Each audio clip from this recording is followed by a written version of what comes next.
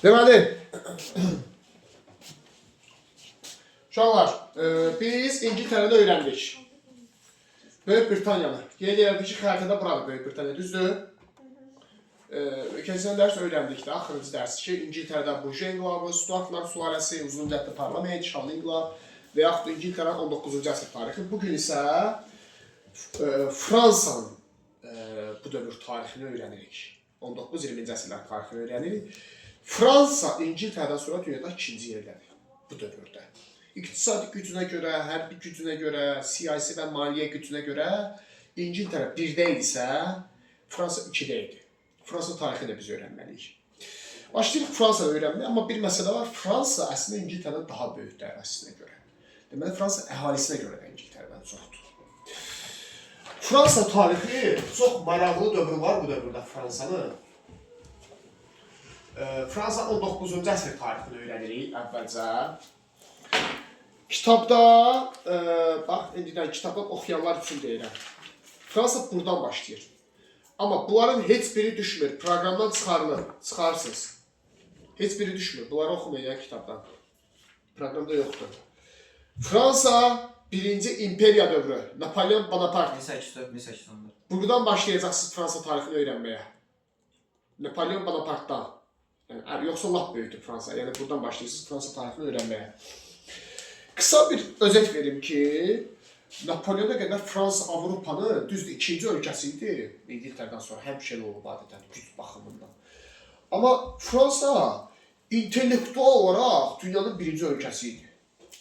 Düşünün ki, mən dəqiq deyim ki, düşünün ki, o dövrdə bir statistikanı sizə çatdırım. Fransada 18-19-cu əsrlərdə bir gündə oxunan kitab sayısı Osmanlıda bir ildə oxunan kitab sayısına bərabər idi.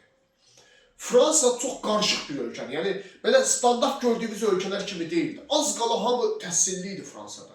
Hamı kitab oxuyurdu Fransada. Görmək istədiyimiz cəmiyyətləri. Yəni, düşünün ki, Fransada elə bir cəmiyyət var idi ki, elə bir ölkə idi ki, ölkədə monarxistlər var idi. Bir qrup adam. Bunlar kralı müdafiə edirdilər. Fransada krallığın qurulmasının tərəfdarıdır. Respublikaçılar var idi. Fransada bunlar qatı şəkildə respublikanın qurulmasının tərəfdarı var idi. Bonapartistlər var idi. Napoleon Bonaparte tərəfdarı var. İmperator, imperiya formalaşdırmanın tərəfdarı.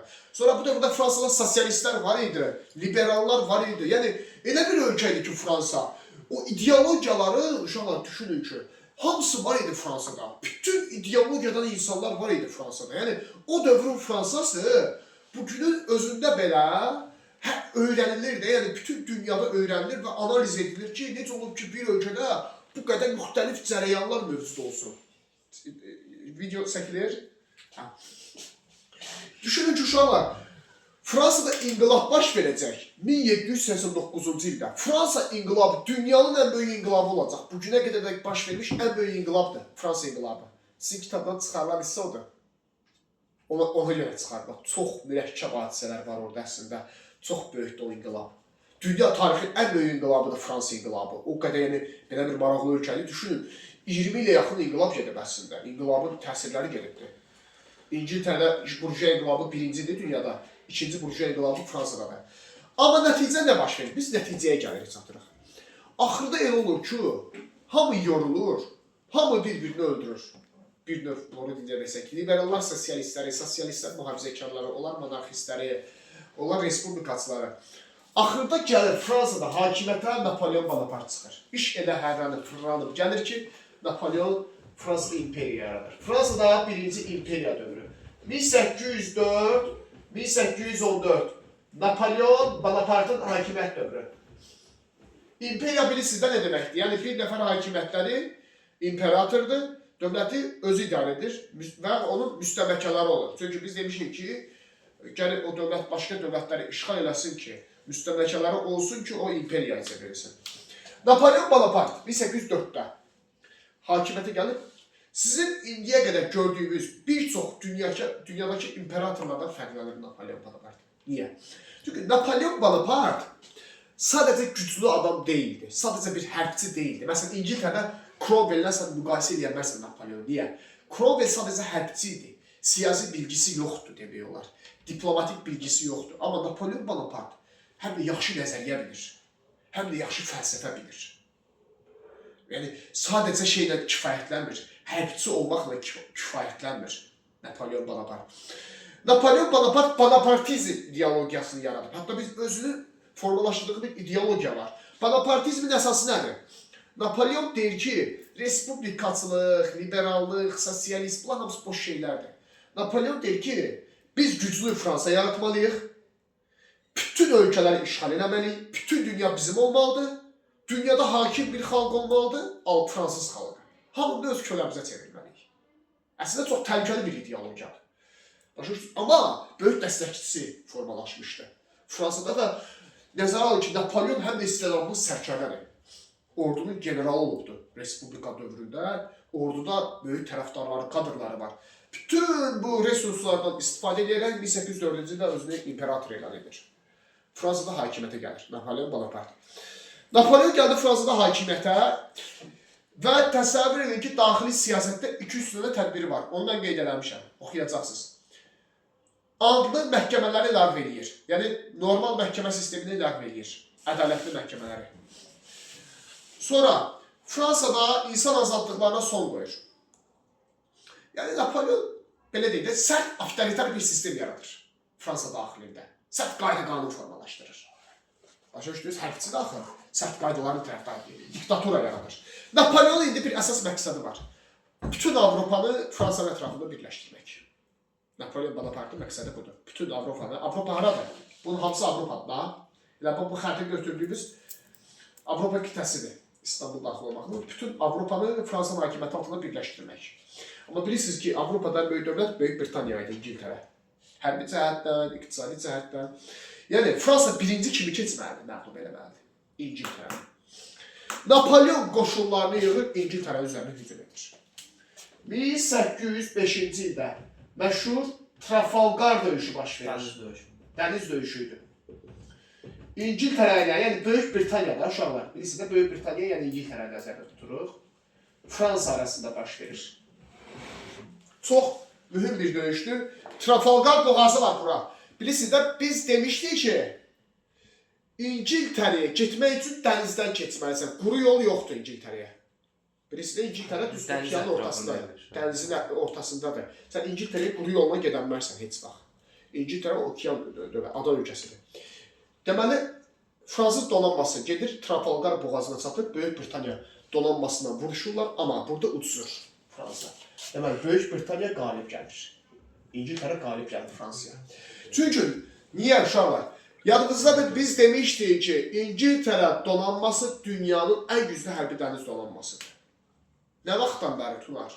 Nə vaxtdan bəri İngiltərə donanması dünyada bir nömrə idi? Deyim, Elizabet'də oldu. Yelizavetan dövründən. 1508 döyüş. İngiltərə donanması 200 illik dünyanın ən güclü donanmasına sahibdir.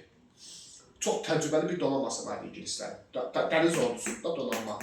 Yəni sən rahatlıqla gedib İngiltərəni işğal edə bilmərsən. İngiltərə dünyanın bir nömrəsidir. Hərbi gücünə görə, donanmasına görə. Napoleon da gərək İngiltərəni durmaq üçün Napoleon'a uzun bir illər lazımdır. 20 il, 30 il, 40 il vaxt lazımdır ki, bu da özünə güclü donanma yaratsın. Amma Napoleon o qədər gözləmək istəmirdi. Ona görə də Napoleon maraqlı bir strategiya irəli sürür İngiltərəyə qarşı. Continental Blokada adı belədir. Kitab blokadası. Continental Blokada yaradır Napoleon Bonaparte. Kontinent nədir ingiliscə? Kontinent. Belə bir söz var. Kontinent. Qitə. İngiliscə. Yəni, qitə blokadası yaradır İngiltərəyə qarşı. Nə deməkdir? Deməli, uşaqlar, Napoleon deyir ki, mən İngiltərəni məğlub edə bilmirəm. Düzdür, çünki İngiltərənin güclü donanması var, getdim Trafalgarda ucuzdum onlara. Napoleon kontinental blokadası nədir? Mən İngiltərənin müttəfiqlərini məğlub edim. Müttəfiqlərini işğal edeyim hamısını. Sonra onlara qadağa qoyum ki, sən İngiltərə ticarət aparma. Əgər onlar İngiltərə ticarət aparmasalar, İngiltərə iqtisadiyyatı zəifləyər, İngiltərə ordusu zəifləyər nəticədə. Mən də gedib İngiltərəni işğal edərəm.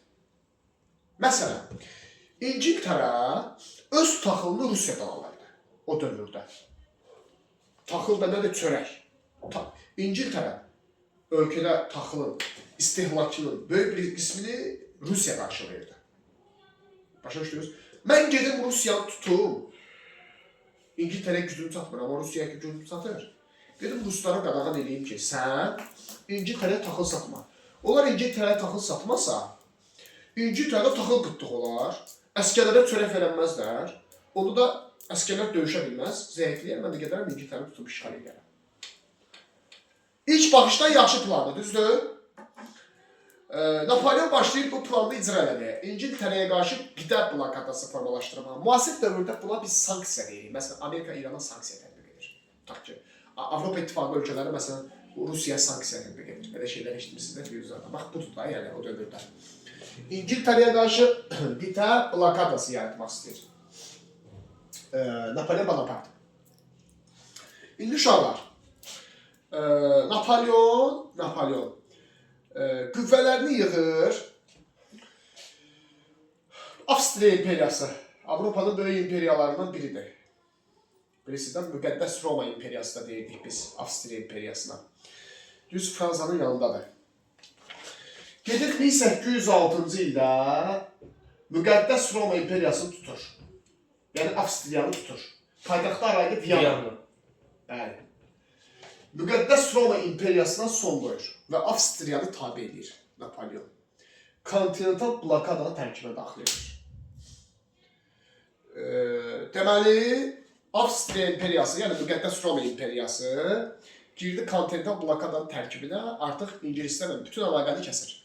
Keçir Napolyon tərəfə. Sonra burada bir dövlət var, uşaqlar, Prusiya. Görürsünüz? Almanya mən. Almanya yəni, indiki Almanya. Hələ o dövrdə Prusiya idi. 1806-cı ildə Prusiyanı da məğlub edir Napolyon. Yəni Almaniyanı. Hələ Almanya demirlər amma onlar. Prusiyanı da məğlub edir. Prusiyanı da qatır kontinental blokadanın tərkibinə.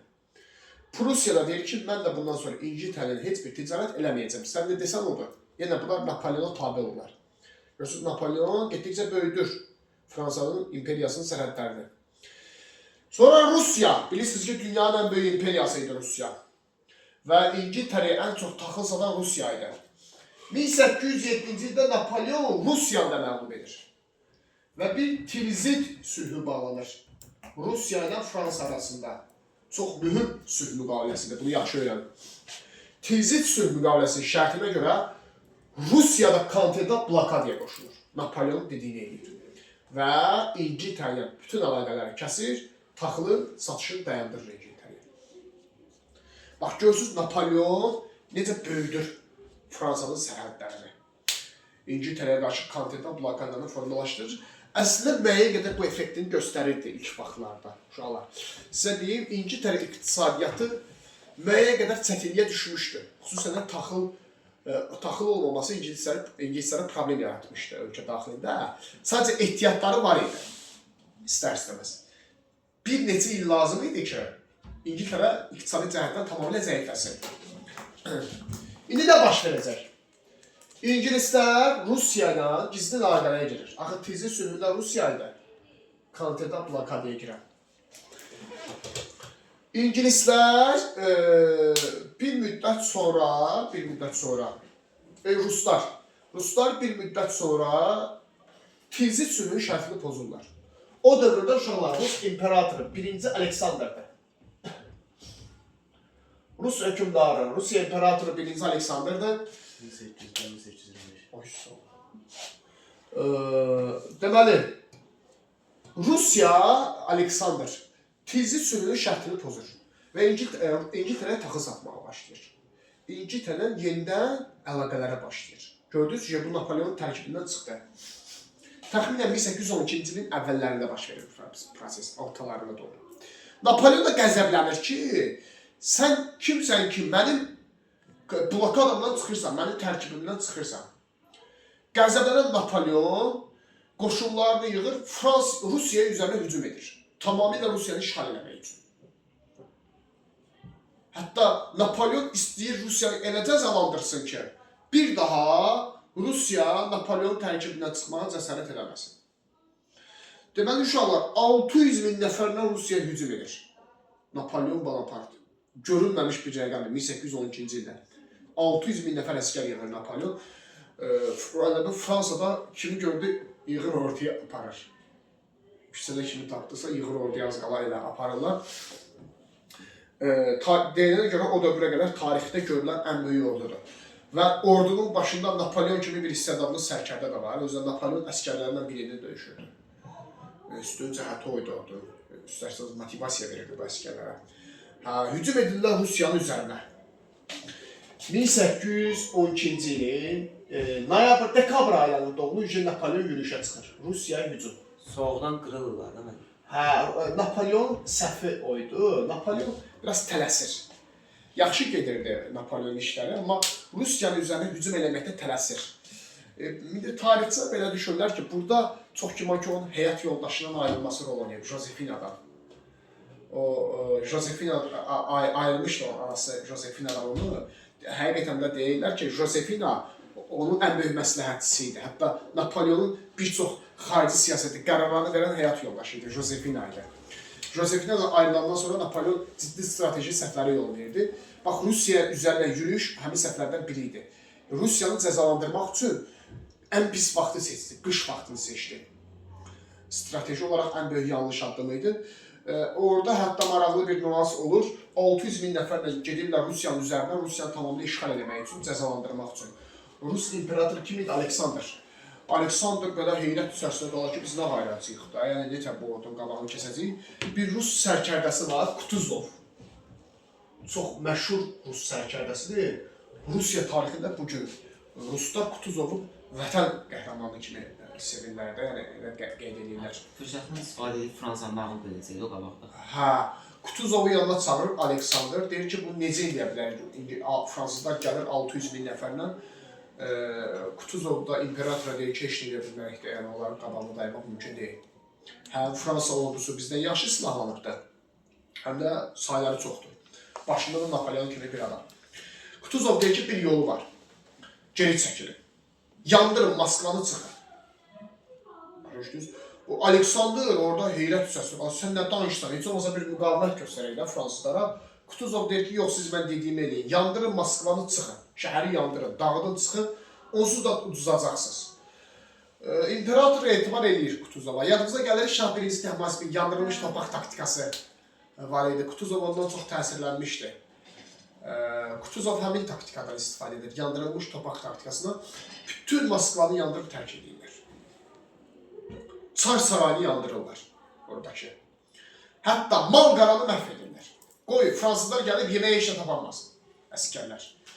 Hətta düşünün ki, sulara, çaylara çirkləndirirlər ki, gəlib su da içə bilməsin fransız əskərlər. Belə yandırıb çıxırlar, Napolyon rahat bir şəkildə gəlir, Moskvaya daxil olur, bu tərəflərə kimi gəlir. Bilirsiniz, Rusiyanın ərazisi çox böyükdür. İndi burada tam düşünün. Baxın burada, Rusiyanın görün nə qədər ərazisi var. Hələ bura qədər gəlir, Rusiyanın ərazisi. Rusiya dünyanın ən böyük imperiyasıydı da.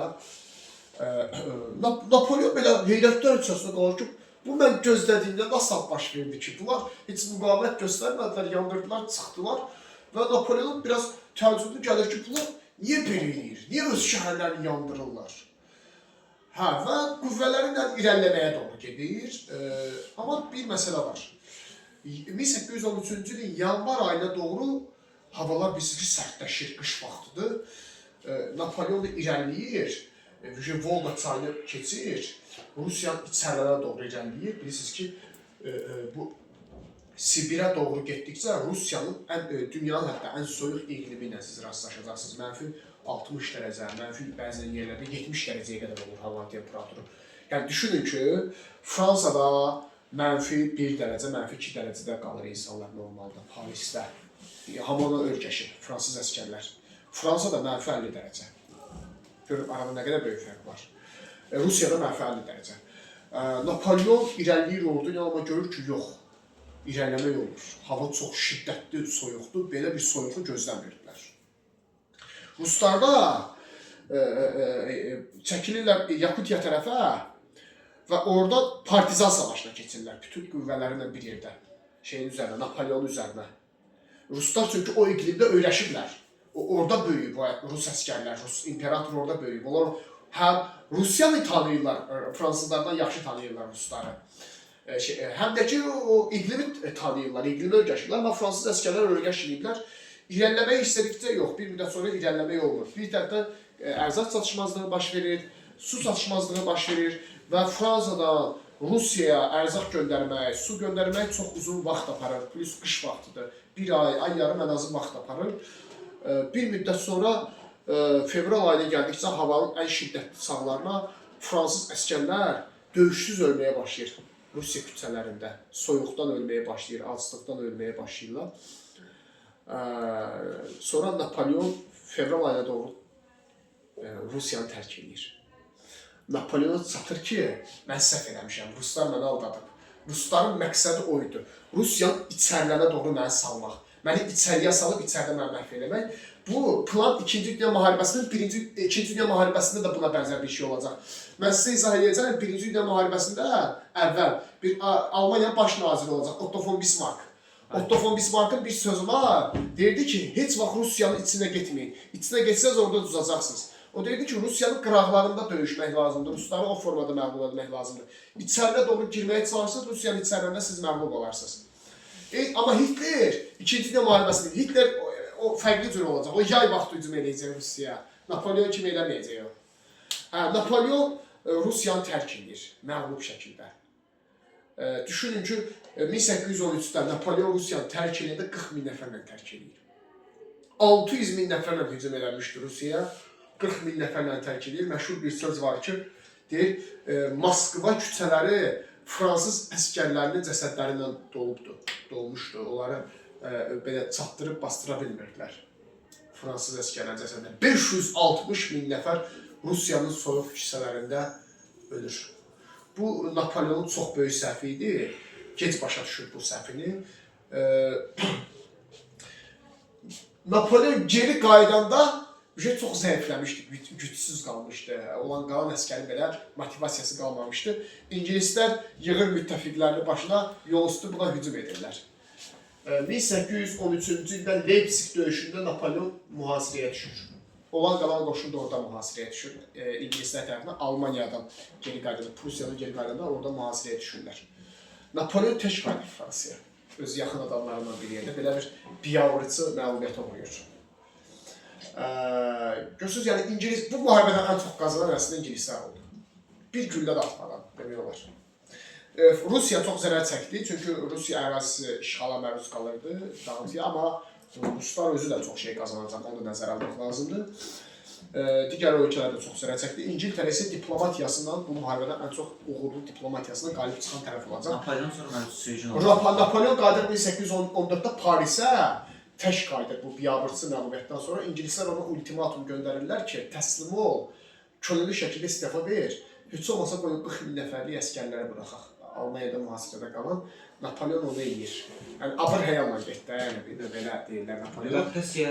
1814-də bəli istifa verir və müqəddəs Yelena adasına sürgün olunur. Yox, Elba adasına. Müqəddəs Yelena yox, əvvəlcə Elba adasına. Sonra müqəddəs. Hə, Elba adası var, uşaqlar. Deməli, bax, Elba adası təxminən bu tərəflərdə bir adadır, Aralıq dənizi sahillərində Elba adasına sürgün olur. Sürgün dediyimiz nədir? Adamlarınla bir yerdə gedir ora, qəşəng hər ay ona pensiya kəsirlər, orada yeyir, içir, amma deyil, Elba adasını tərk edənlərsən. Hə, Napoleon Bonaparte'ın imperiya dövrü başa çatır. 1804-14 birinci imperiya dövrü oldu.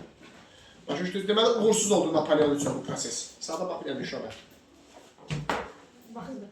Oy, nə kes? Yox, hələ gözlüyün. Gözlüyün. Napoleon restavrasiyasında izah edir. Sualı var kimisə bura qədər? Görürsünüz, maraqlı dərsdir, yəni belə çətin bir şey yoxdur.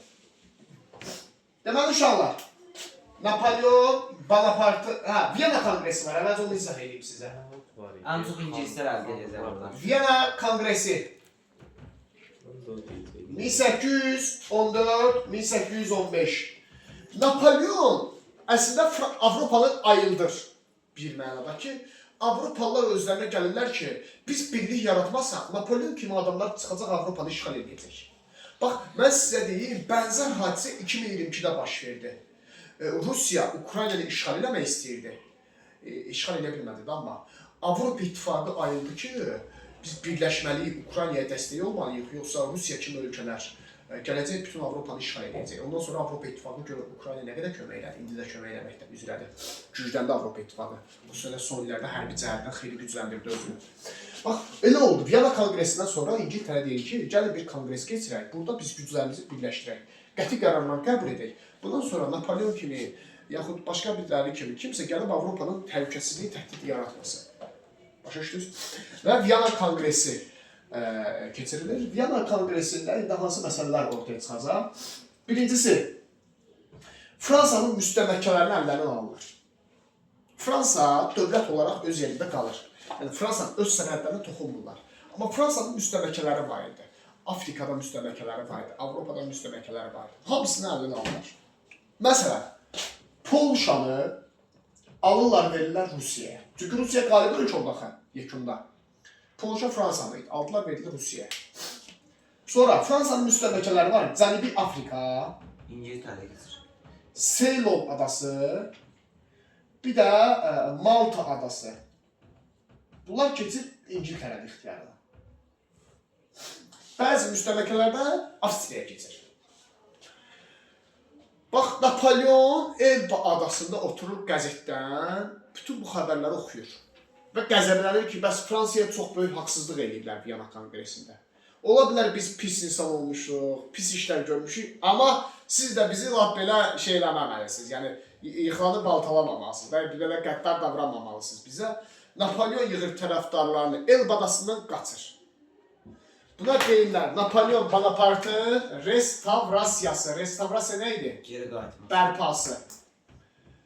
Napolyon Bonapartın bərpası 1815-ci il. Elba adasından qaçır, təzədən hakimiyyətə qayıdır.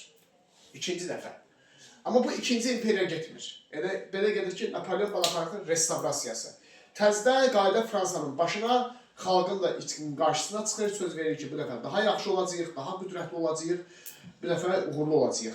Amma bu dəfə Napolyonu elə gələn kimi məğlub edirlər. 1815-ci ildə Waterloo döyüşü var. Napolyonu həmin döyüşdə də məğlub edirlər.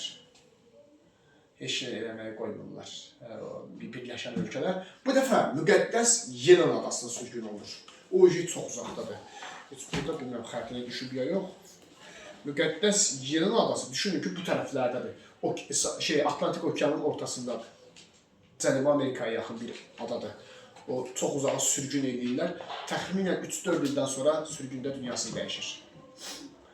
Hətta onun məktubları var idi ki, Josefinaya ki, hər şey sənin üzündən oldu. Ki, biz uğursuz olduq. Bu olur Napolyon Bonapartın dövrü. Napolyon Bonapart yəni qəddar bir adam olsa da Avropada kapitalist münasibətlərinin formalaşmasına böyük təkan yaradacaq. Çünki Avropa ölkənin birləşməyə vadar edibdi Napolyon Bonapart. Onun güclü olması, işğalçı olması Avropa ölkənin birləşməyə vadar edibdi. Deməli, uşaqlar, bu olduğu birinci imperiya dövrü. Həmçinin ikinci imperiya dövrünü oxuyursunuz evdə. Onu çatdırıb izah edə bilmədim. Özünüz oxuyarsınız amma. Ya da bundan sonraki dərsdə uşaqlara video qoyaram, baxarsınız. İkinci imperiya dövrü olacaq, 1852-70. Orada isə Napolyonun nəvəsi var. Üçüncü Napolyon Bonapart. Ona deyirlər bəzən Louis Napolyon Bonapart. Amma nəvəsi zəifdir, özü qədər güclü deyildi. Onu tez məğlub edirlər. Onu da oxuyarsınız, öyrənərsiniz. Testlərini sizə torba göndərəcəm. Bənə də qayıtlar yapılır.